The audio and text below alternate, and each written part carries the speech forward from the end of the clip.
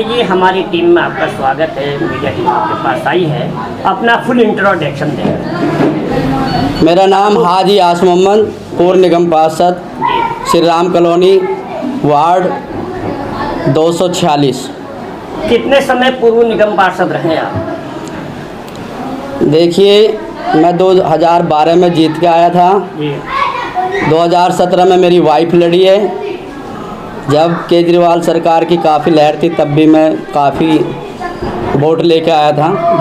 ये तो किस्मत की बात है, हार जीत तो चलती रहती है, लेकिन अल्लाह का शुक्र है और जनता का भी एहसान है मेरे वार्ड की कि मुझे इस लायक समझ के उन्होंने काफ़ी वोट दिया।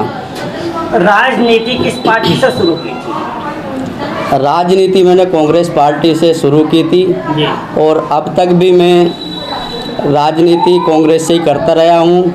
लोगों की सेवा करी है कांग्रेस में रह के।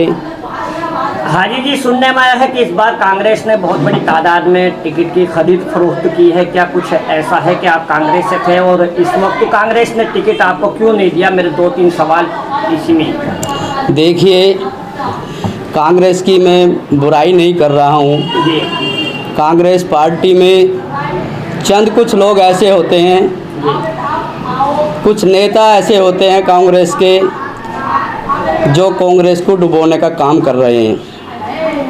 कांग्रेस ना कल गलत थी ना आज गलत है, लेकिन वो कुछ लोग ऐसे हैं, ये अल्लाह जाने गैब की बात, तो कि उन्होंने अब की बार मुझे तो ऐसा लगता है कि बीजेपी से साँठ-गाँठ करके ऐसे लोगों को टिकट दिया है जो कांग्रेस को उभरना देखना नहीं चाहते। आपको टिकट क्यों नहीं हुआ इस बार? देखिए, आपके चैनल के माध्यम से बताना चाहता हूं कि मेरा टिकट कर दिया गया था, लेकिन फिर कुछ नेताओं ने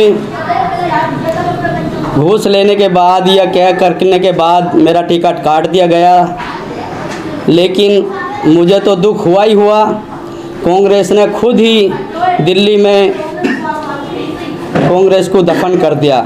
जमानत जब्त होगी जितने लोगों को टिकट दिया है। जिन्होंने आपका टिकट काटा है, क्या उन्होंने आपसे भी घूस की डिमांड की थी? नहीं, मेरे से नहीं की।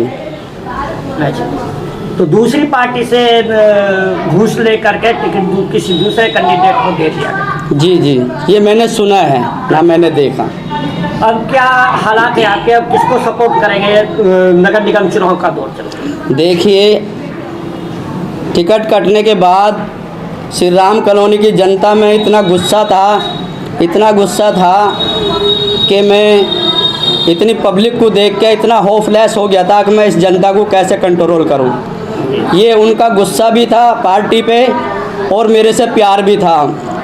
प्यार इसलिए था कि अल्लाह का शुक्र और एहसान है, मैं लोगों से हारने के बाद भी मिलता रहा और जितना मेरे वक्त समय मेरे पास रहा मैं लोगों के बीच में ही रहा।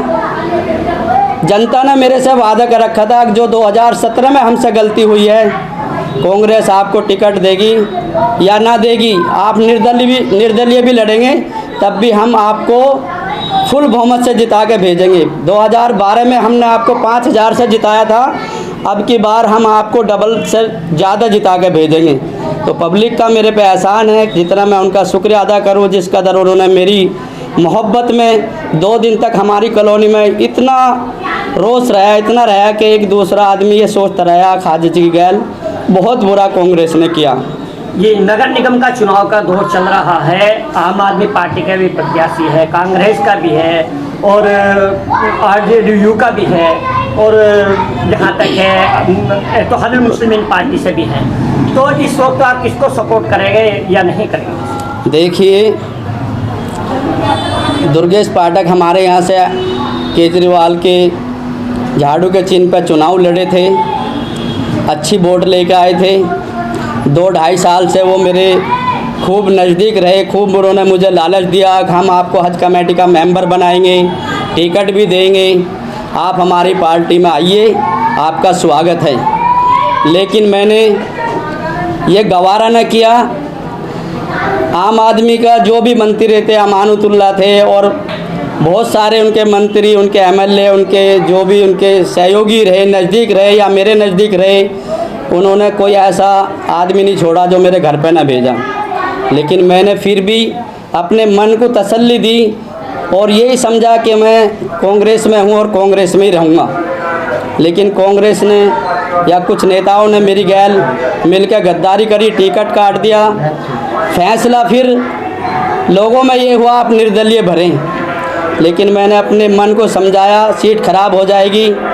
पार्टी ने जो किया या कुछ चंद नेताओं ने जो किया मेरी गैल, मैंने सब्र करा और मैंने फिर निर्दलीय टिकट भरने से इनकार कर दिया।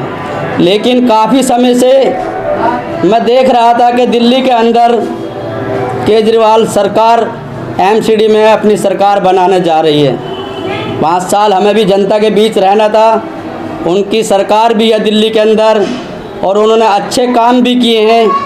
मैं उनके अच्छे काम को देखते हुए मैंने अपने मन में फ़ैसला किया कि क्यों ना मैं केजरीवाल सरकार को लड़ाऊं। जो भी यहाँ पे कैंडिडेट आम आदमी का है, मैं तहे दिल से, तन मन धन से और अपने कार्यकर्ताओं के साथ आमिर मलिक को लड़ा रहा हूँ और इंशाअल्लाह उम्मीद है कि हम उनको भारी मतों से जिता के भेजेंगे।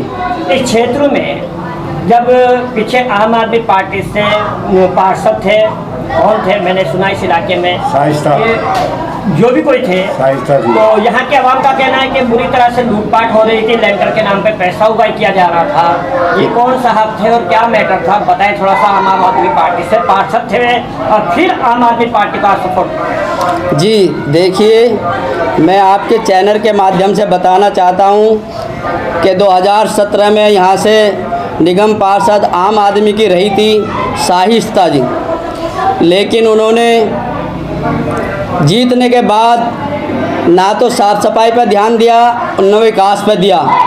उनके ससुर चौधरी बल्लू ने कहाँ ध्यान दिया, सिर्फ और सिर्फ ध्यान दिया उन्होंने लेंटर कहाँ पड़ रहा है, वहाँ से कितनी आमदनी आनी चाहिए।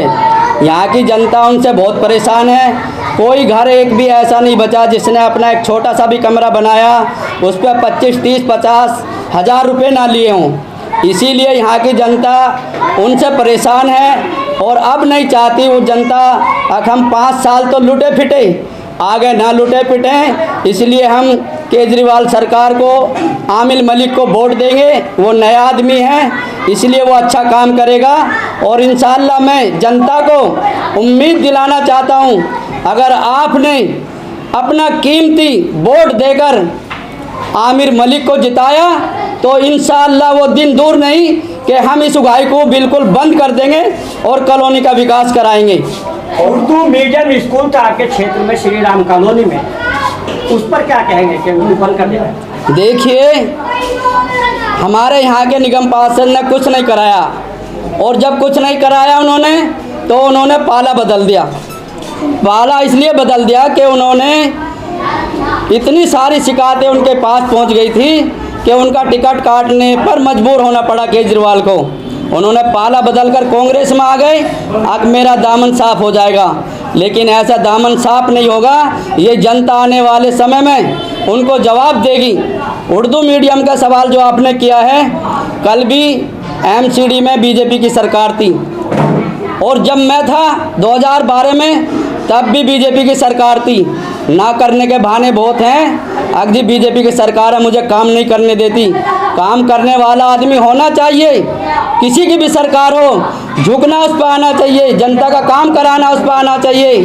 तो इसीलिए अगर वो चाहते तो उसे उर्दू मीडियम स्कूल को ही टीचर मंगवा कर अपनी सरकार से उसमें टीचर रख कर उर्दू मीडियम स्कूल चलाना चाहिए था।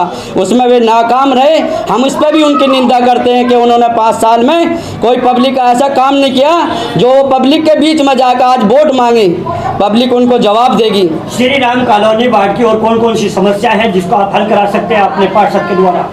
देखिए, श्री राम कॉलोनी के अंदर बहुत सारी समस्याएं अल्लाह ने 2012 में हमारे माध्यम से पूरी कराई हैं और बहुत सारी समस्याएं अभी भी हैं। इंशाअल्लाह हमने वादा किया जनता के बीच में और दुर्गेश पाठक से भी हमने आश्वासन लिया है अगर आपका कैंडिडेट जीते हारे वो तो नसीब का खेल है, लेकिन आपको हमारे क्षेत्र में एक तो बच्चों का स्कूल 12वीं का देना पड़ेगा जिसके लिए हमने पहले भी प्रयास किए थे और एक हमारे यहाँ लाइब्रेरी नहीं है बच्चों के लिए।